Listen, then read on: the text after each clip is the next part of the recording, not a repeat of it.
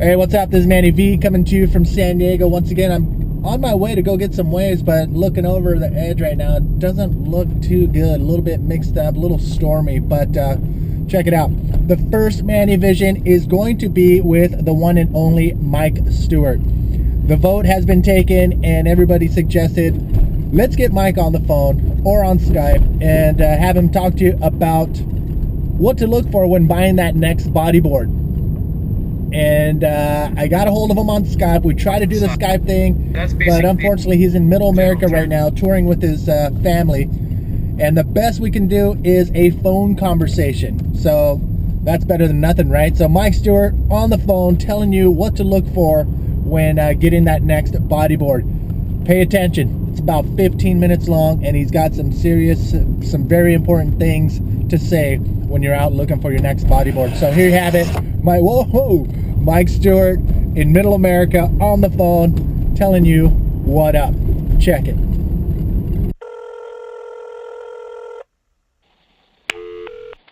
All right, looks like we are golden. All right, cool. Let's get right into it, because I don't know how long this thing will record for, and if it's any problems, then I'll let you know. Okay, cool. All right, so let's start from the top. Somebody wants to buy a brand new bodyboard. What should they look for? Well, the first thing to consider is what you're going to ride, what kind of surf you're going to ride. Is it hollow? Is it not so hollow? Is it small? Is it big? Is it a sucky reef? Is it a shore break? Is it kind of a point break, a soft, mellow wave? All those things kind of make the first direction in what you'd buy. And so generally there's some charts out there right now that have some overall size suggestions for different people. And they usually come within a parameter. So there'd be highs and lows, or boards that would be a little bit bigger and a little bit smaller. And so those are pretty helpful to use as a general guideline.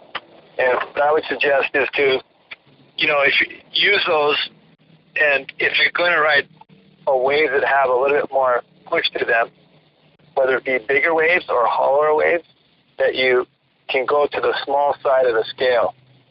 If you're going to ride smaller waves that are mushier and not as much power, then you go to the bigger side of the scale. So when you say smaller size scale, are you talking about the board size? Yeah, that's right. So the first thing to consider would be the length of the board. The next thing to consider is the template. That's actually a little bit backwards. Based on the kind of waves and your level of riding, all these things play into determining what's the best fit for you. Okay. So, some boards are going to be more tuned into fast approaches to hollow section lips. And if you're not a highly technical rider, that might not be the most functional shape for you. So it really depends on what kind of waves you want to be surfing and what you want to do on those waves. So I guess that's the two things: what you want to surf and what you want to do on the waves. Okay. Yeah, and so you can have an idea of what you want to do, but if you're technically not able to do that, it's going to be hard to take advantage of the shape. So there's steps. There are a progression, I guess, where as a beginner, you wouldn't want something super high tech that you wouldn't be able to take full advantage of, as opposed to something with more volume to get you onto the wave and get you going faster. Is that to the effect that you're talking about? Yeah. That and just what you want to perform on the wave and what you want to do on the wave. A bigger board is going to make it easier for you to catch the wave, easier for you to generate speed, so long as it's not too hollow. If it starts getting hollow, you're going to want something smaller and easier to control, so that there's two aspects to that part of it. One is kind of generating speed, and the other one is harnessing power and redirecting the energy.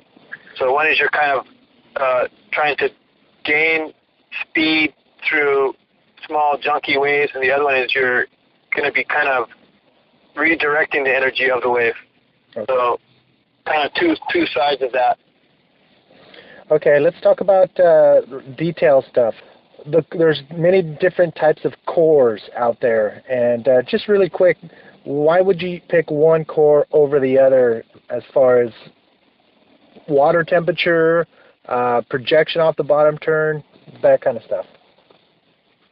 Generally, there's two main cores that are being used in bodyboarding now. One is a polypropylene core and one is a polyethylene core. And they both have different characteristics. There's also different ways they make the cores.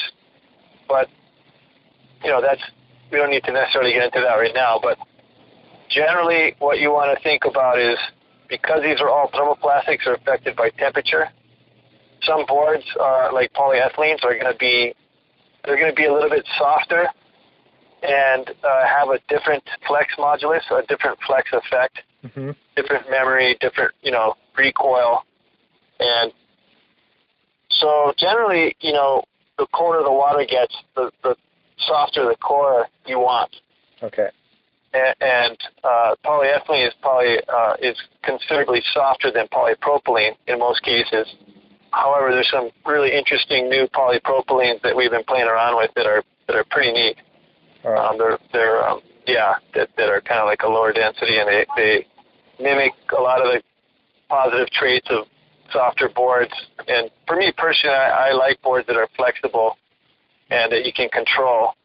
I find that to be the most functional for me, because it's pretty easy to get speed, hollower waves, and those are the kind of waves I like to surf. But to control all that power and energy is always difficult. So these new softer cores are actually kind of seem to show promise to have the best of both worlds. But getting back to it, I think polyethylene cores better for colder water, polypropylene better for warmer waters, temperate waters. Okay. And for more durable, they're also a more durable material where they can probably withstand more flex cycles than a polyethylene board. Less, I don't know. I can get pretty technical, but that's it. There's degradation of the shells and over, prolonged sexual. Okay, your take on stringers. When do you use them? When should you not use them? Well, the way, it's the whole bodyboarding industry has kind of evolved around the plastics industry to that degree. So stringers have come along to kind of, help combat creasing initially, and then they are definitely a structural component. And now the bodyboards, they're very much a composite structure, and so the stringers are an integral part these days, and they're you add that into your design. So the materials work around the stringers, and the stringers work around the materials, and so it all works as a system of flex. And so it just depends. It depends on what kind of cores you have and what how stiff they are, or what kind of skins you have, because there's definitely an exoskeleton effect with the skins. And then the stringers kind of work ideally in harmony with the other materials. So everything's supplemental and kind of helps each other out in the material. So, it's not kind of either or. It's it's a system, and you need to make sure that the board you're riding take advantage of that. So they're using them, the cores and the skins and the stringers all work to get the optimum flex. Yep. One on their own is not going to do it. So, the right densities of skins, thicknesses of skins, and then the right flexual property of the stringer, that sort of thing. Touch on bat tail versus crescent tail. Yeah. So crescent tails generally are have they're more forgiving in a lot of ways. They are a little bit more sticky to the face, great for hollow conditions. Bat tails, more surface area in the back, easier for rail-to-rail turns, and you get a little more projection out of your turns. Like for roundhouse cutbacks, you can get a little bit more out of a bat tail, I think, than you can with a crescent. Crescent tail can turn harder, but you lose a little bit of speed, I think. So there's a little bit less surface area with a crescent, and slower surface area. You got increased drag in a lot of cases. So, less planing surface usually equates to more control, not quite the same sort of speed through flat sections and stuff. So if you can ride a bat tail, like there's certain guys that ride bat tails amazing, like Jeff, and he's got his variation, and then you got guys like Kingy who, absolutely rip in really critical waves. It's almost the best of both worlds, but it's a real difficult thing to do because they do have more surface area, and so they are more responsive, I guess, in hollow surf. So they take off on you. So you got to be careful about maintaining or controlling the speed with them. You got your brand new board. You take it out. It's perfect. It's working for you. Now, hit on some key tips on how to take care of it. How do you make it last? Yeah, so, treat it like you treat a pet. You want to give it fresh water and keep it in the shade. Bodyboards are thermoplastics, and so they're very affected by heat, temperature. Keep it cool, keep it in the shade. Don't drag stuff down the beach on it, unless you don't care about it.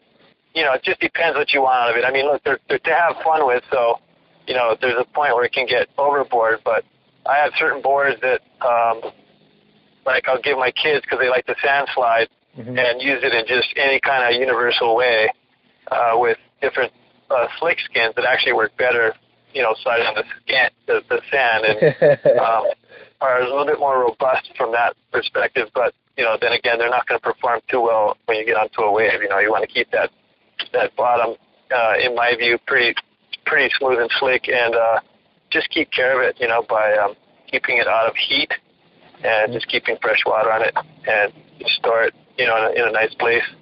It's not going to get cat attacked. Exactly. All right. Well, that's good for my end. And I take it your Science line has a wide variety of boards that can cater to... Yeah, I mean, we really do have a pretty amazing line. Basically every board has a purpose, and whether you're just starting off or you want to invent new maneuvers, there's something in there for everyone. Awesome. All right, brother. I think we're good here on this side. I'm crossing my fingers. I'm hoping this thing is recording.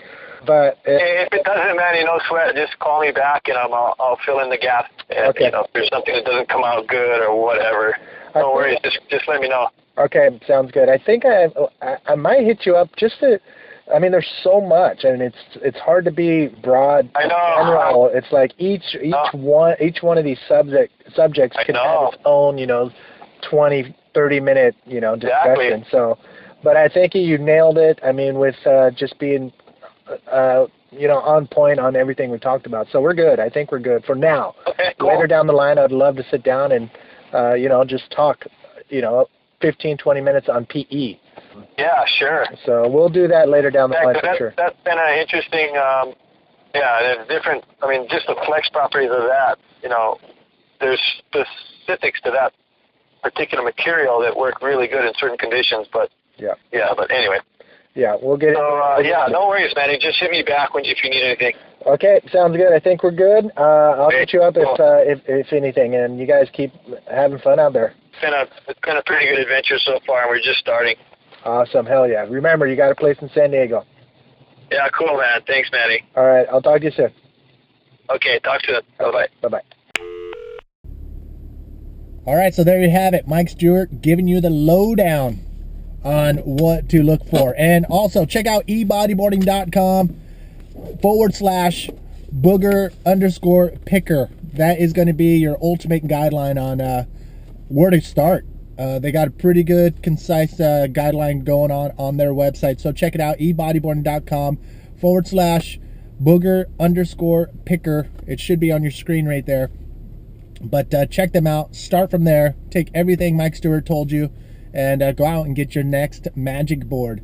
That's it. I got to the surf spot. I'm going to go check it out. I will see you next week with another Manny Vision. Who knows? I am still working on what it's going to be. So until then, peace out.